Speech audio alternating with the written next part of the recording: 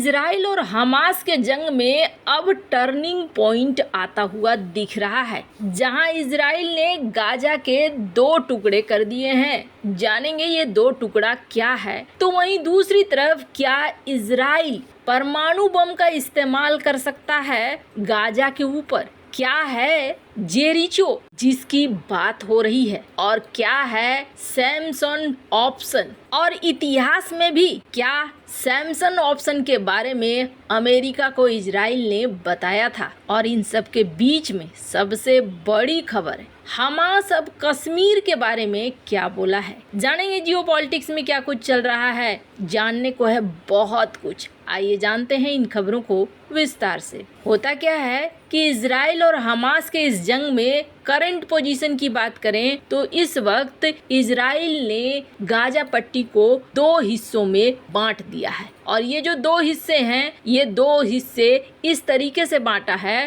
कि हमास को पूरी तरीके से खत्म किया जा सके। इजरायली सेना हमास की कमर तोड़ने के लिए महत्वपूर्ण हमले कर रही है। इजराइल डिफेंस फोर्सेज के प्रवक्ता डेनियल हगारी का कहना है कि इजरायली सेना ने गाजा शहर को घेर लिया है। अब वहां एक दक्षिणी गाजा है और एक उत्तरी गाजा है। उन्होंने ये ऐलान तब किया है जब अमेरिकी विदेश मंत्री एंथनी ब्लिंकन ने रविवार को कब्जे वाले वेस्ट बैंक, इराक और साइप्रस का तूफानी दौरा किया। इस दौरान ब्लिंकन ने गाजा में संकटग्रस्त नागरिकों की सहायता और इजराइल के गाजा युद्ध के जवाब में अमेरिकी सैनिकों पर ईरान समर्थित समूहों को हमले रोकने के लिए महत्वपूर्ण चर्चाएं थी। वैसे आपको बता दें, यहाँ पर अब गाजा में जहाँ एक्शन लेने की बात हो रही है, तो अचानक से क्या हुआ ना कि एक इजरायली मिनिस्टर ने सीधे सीधे ये कह दिया कि गाजा पे ना हम एक ऑप्शन की तरह इस्तेमाल कर सकते हैं, हम गाजा पे न्यूक्लियर बम छोड़ सकते हैं। वैसे आपको बता दें, इजराइल कभी इस बात को कहता नहीं है और आधिकारिक तौर पर ये माना भी जाता है कि इजराइल के पास शायद न्यूक्लियर बम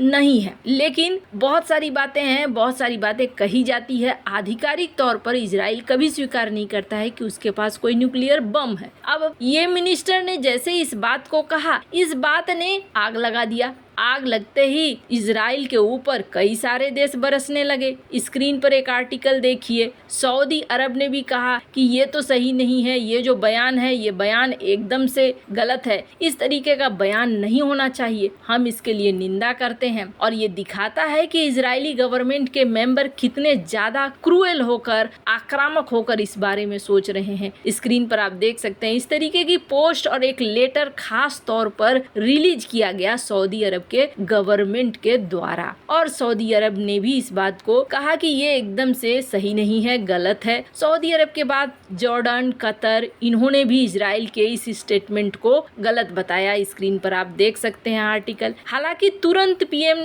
नेतन्याहू एक्शन वाले मोड में आए और नेतन्याहू ने कहा कि जी नहीं, ये जो है ये हमारा कोई आधिकारिक बयान नहीं है और न ही हम आधिकारिक तौर पर ऐसा कुछ सोच रहे हैं। साथ ही साथ उस मिनिस्टर को भी रिमूव कर दिया गया, हटा दिया गया। खैर, इजराइल ने तुरंत एक्शन लिया। तुरंत एक्शन लेने के पीछे इन्होंने वजह भी बता दी। उन्होंने एक बात और साफ साफ कहा कि देखो, हम लोग जो ये युद्ध लड़ रहे हैं ना, ये युद्ध हम नियमों के तहत रहते हुए लड़ रहे हैं। स्क्रीन पर आप देख सकते हैं नेतन्याहू की ये ट्वीट। कहने का अर्थ ये है कि नेतन्याहू ने इधर तुरंत डैमेज कंट्रोल किया, चीजों को, हालात को काबू में करने की कोशिश की। पर अब सवाल उठने लगा कि क्या इजराइल इस तरीके का कोई हमला कर सकता है? तो आपको बता दें, इससे पहले भी एक खबर आई थी, और ये खबर करीब 12 अक्टूबर को आई थी। स्क्रीन पर आप आर्टिकल देख सकते हैं। इस खबर में ये कहा गया था कि ये किसने कहा था, तो किसी इजरायली लेजिस्लेटर ने कहा था, जिसमें इन्होंने कहा था कि जेरिको मिसाइल का इस्तेमाल कर लेना चाहिए।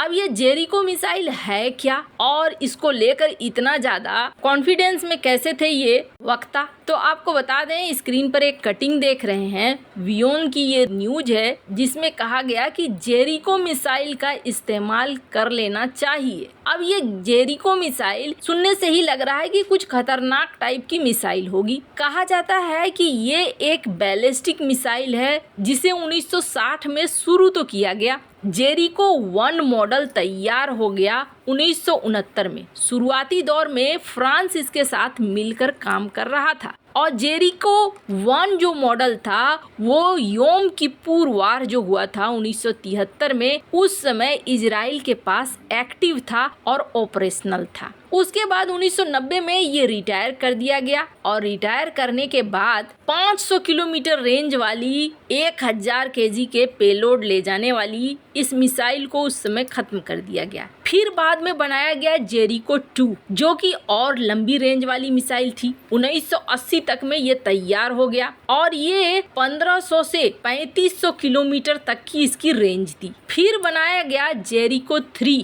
और ये 2008 में इसका परीक्षण किया गया, जिसकी रेंज बताई जाती है 4800 से 6500 किलोमीटर तक और शायद इसी मिसाइल की बात हो रही है। वैसे आपको बता दें, क्या ऐसा कुछ हुआ था, क्या ऐसा कुछ कर सकता है? इजराइल के ऊपर कुछ आरोप भी लगाते हैं। इजराइल ने एक बार को कहा था कि अरब देश, पिछली बार जब लड़ाई हुई थी तो ये कहा था कथित तौर पर कि अरब देश अगर हमें समाप्त करेंगे तो हम एक लास्ट ऑप्शन इस्तेमाल कर लेंगे। और वो लास्ट ऑप्शन क्या था? स्क्रीन पर एक आर्टिकल देखिए, सैमसन ऑप्शन। इसे आप सर्च करेंगे ना तो बहुत सारी चीजें निकल कर आएंगी। इजरायली कभी नहीं कहते हैं कि उनके पास न्यूक्लियर वेपन है, लेकिन कहा जाता है कि ये एक ऑप्शन इन्होंने रखा था कि अगर हमें तबाह करने की कोशिश होगी तो फिर हम भी इस्तेमाल कर लेंगे न्यूक्लियर बमों को और ये हमारे लिए लास्ट ऑप्शन होगा। यानी इजराइल अगर ज्यादा तबाह होता है, बर्बाद होता है, तो इजराइल इसका इस्तेमाल कर लेगा, ये कहा गया था इस ऑप्शन में। खैर, अब जरा सोचिए, यहाँ पर शहबाज शरीफ ने भी कहा कि नहीं, इजराइल ने न्यूक्लियर बम की बात की, ये बहुत गलत है, अच्छा नहीं है, ऐसा नहीं होना चाहिए। पर स्क्रीन पर एक आर्टिकल देखिए, नवाज शरीफ के दामाद ने ये धमकी दी थी कि पाकिस्तान के पास जो न्यूक्लियर बम है ये दूसरों पर भी इस्तेमाल किया जा सकता है। खैर, जहां एक तरफ ये सब कुछ हो रहा है, वहीं एक अलग ही खबर देखने को मिली। स्क्रीन पर आप देख सकते हैं ये फोटोग्राफ। दरअसल ये पाकिस्तान के नेता हैं और पाकिस्तान के नेता कतर गए हुए थे। कतर में इन्होंने मुलाकात की है हमास के लीडर से। और जहां पाकिस्तान जाए वहां कश्मीर की बात ना हो, ऐसा तो हो नहीं सकता है। यहाँ पर हमास लीडर से बातचीत की और बातचीत करने के बाद इन्होंने एक जॉइंट स्टेटमेंट डाला है। अब जो पाकिस्तान की तरफ से स्टेटमेंट डाला गया है उसमें देखने को ये मिल रहा है कि कश्मीर को लेकर जो हमास का नेता है मसाल, उसने भी जिक्र किया है। हमास के नेता मसाल ने क्या कहा है कि फलस्तीन और कश्मीर में अन्याय उन देशों के चेहरे पर एक तमाचा है जो मानव अधिकारों के उल्लंघन के लिए दूसरों की निंदा करते हैं। अब कमाल की बात यह है कि जो पाकिस्तान की हालत है उससे कई गुना ज्यादा अच्छा पूरे के पूरे कश्मीर की है, जहां भारी भरकम निवेश हो रहा है। यहाँ तक कि पीओके के लोग भी भारत से जुड़ना चाहते हैं। वैसे इन सब मामले में आपकी क्या राय है, कमेंट कर जरूर बताएं। जल्द मिलते हैं अगली वीडियो में नई खबर के साथ।